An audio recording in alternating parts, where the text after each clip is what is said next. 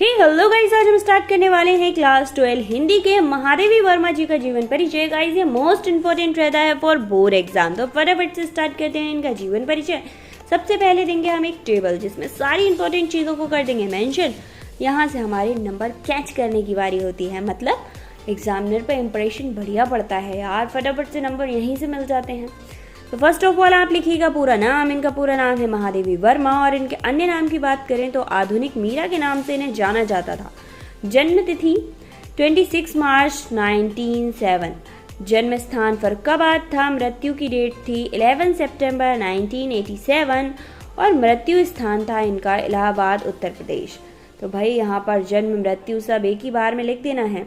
इसके बाद मृत्यु के टाइम पे जो इनकी एज थी वो क्या रही थी, तो ये 80 वर्ष की होकर स्वर्गवासी हुई थी। ठीक है। राष्ट्रीयता ये भारतीय थी तो भारतीय ही कहलाएंगी। व्यवसाय कवित्री, उपन्यासकार, लघु कथा लेखिका थी।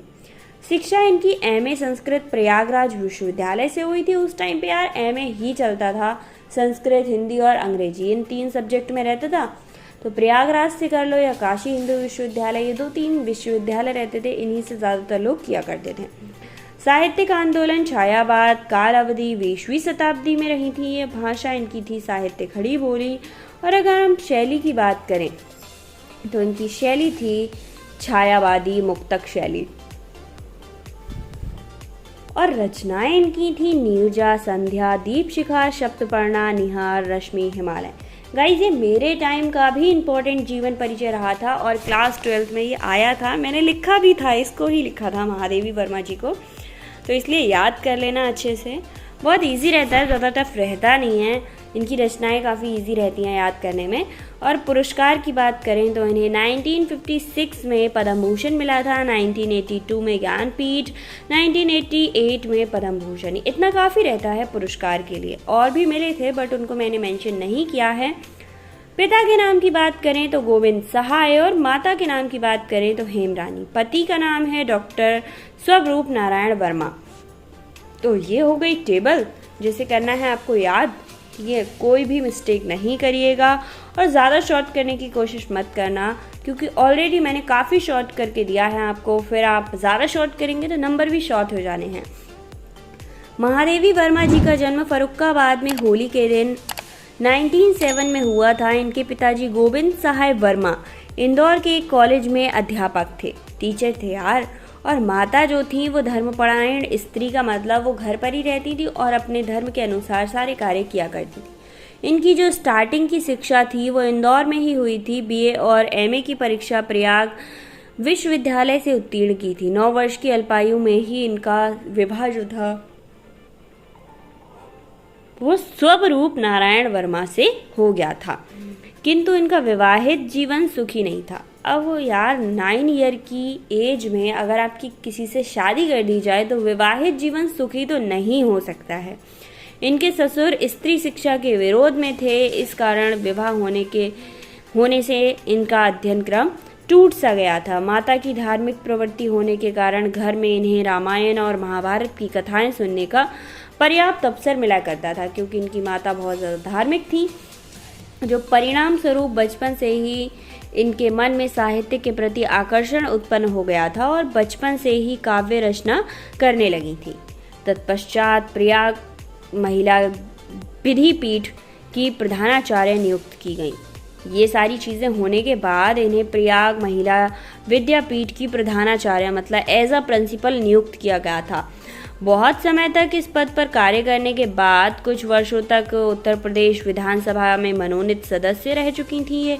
ठीक है। इनकी साहित्यिक रचनाओं से प्रभावित होकर भारत सरकार ने इनको पद्म भूषण अलंकार और पद्म भूषण से सम्मानित किया था, मतलब अलंकृत किया था। इनको ज्ञानपीठ पुरस्कार भी मिला था। जीवन के अंतिम समय तक पहिए साधना में लीन रहते हुए 11 सितंबर 1987 को इनका देहांत यानी ये स्वर्ग चली गई।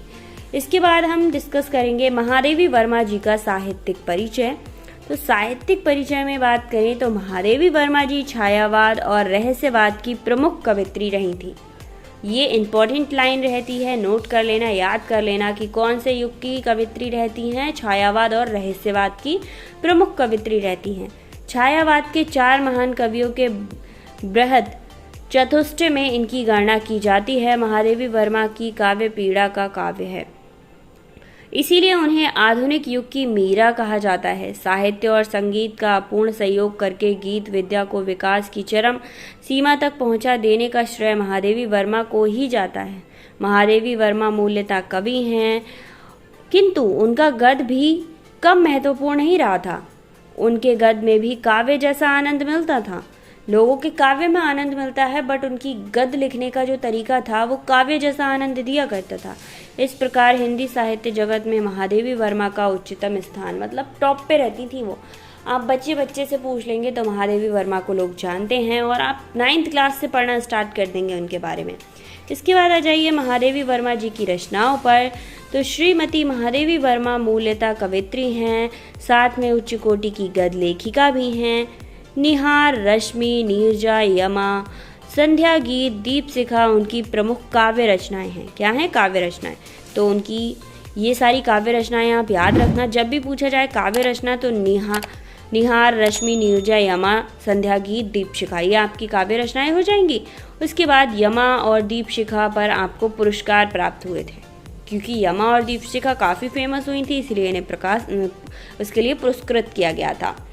अतीत के चलचित्र, श्रृंखला की कड़ियाँ, स्मृति की रेखाएं इनके गदात्मक स्मरण हैं।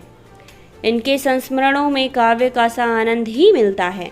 तो ये इनकी रचनाएं थी, इसमें से कोई भी कटिंग करने की ज़रूरत नहीं है, काफ़ी शॉर्ट है। चलते हैं।